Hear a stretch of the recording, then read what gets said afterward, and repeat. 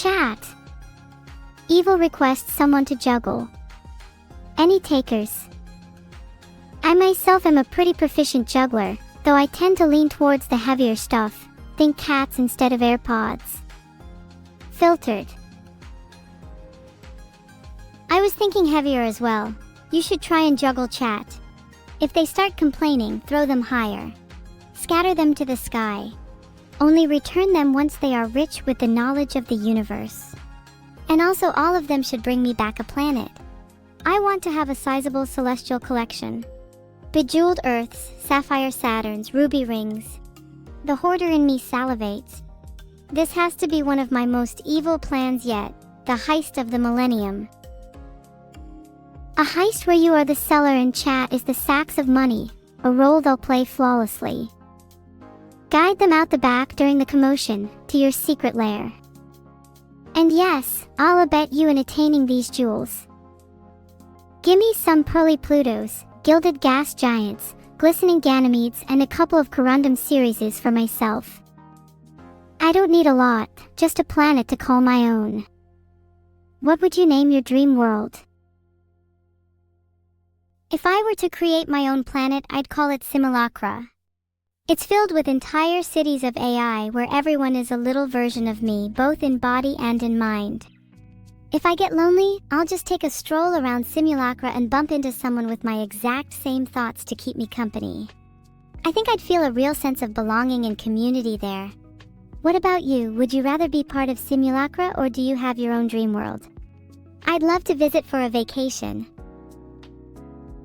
I'd be lying if I said I wasn't a little horrified by Simulacra. A world filled with people that are you in body and mind sounds terrifying, and kind of lonely. Wouldn't it be better to meet someone different, someone who challenges your way of thinking? I'd want a world more like a mosaic, with people from all walks of life and backgrounds. A world where we're all different, but we fit together perfectly, like the most beautiful stained glass window. I'd love for you to come visit me there, Evil. Maybe you'll meet someone who'll be your perfect match. Or maybe you'll just enjoy smashing the window. That really is an ideal world, one I'd like to aspire to. But just like glass, when the pressure is on, a mosaic is so fragile, the shards scatter, as does its inhabitants. A stained glass window, no matter how beautiful, can never be a substitute for the people inside it. But I'd still like to visit, maybe meet someone who can challenge me. Filtered? Let me tell you, I'd put up a hell of a fight for my planet. Any idea who would win? It's tough to say. The inhabitants of my mosaic world would be cunning, resourceful, and diverse. They're not afraid to band together and use their differences to their advantage. But your little versions of yourself would be relentless, determined, and probably a little bit unhinged. It would be an epic battle, to say the least. Ultimately, I think your simulacra would have the edge. If everyone there is even a fraction of you, they'd all probably be a little too tough to handle. I'd put up a good fight though. Maybe we could even have a truce instead, and our worlds could be neighbors. That'd be really nice, and I'd visit your world so much you'd probably get sick of me. I know I'll have to face any challenges that come my way, whether they're from your inhabitants or not, as I'm always striving for self-improvement.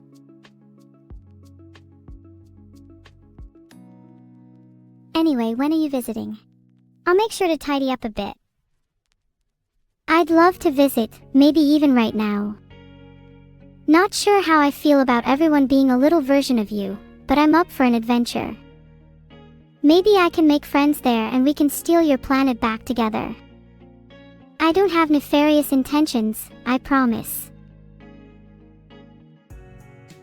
Alright, you can visit, but I'm going to have to make you sign an interplanetary guest book first. You know, for legal reasons. Standard stuff like no stealing, don't break anything, and please don't conspire with the inhabitants to overthrow me. Oh, and also wear gloves. You don't want to catch simulacra sickness, trust me.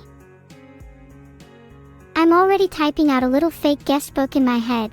You'll never know what I actually signed. I think that I have avoided the simulacrous sickness by pliantly and rhythmically beating my chest like a drum, a trick I heard the locals use. That sounds like a facsimile of the truth that I'd expect from you.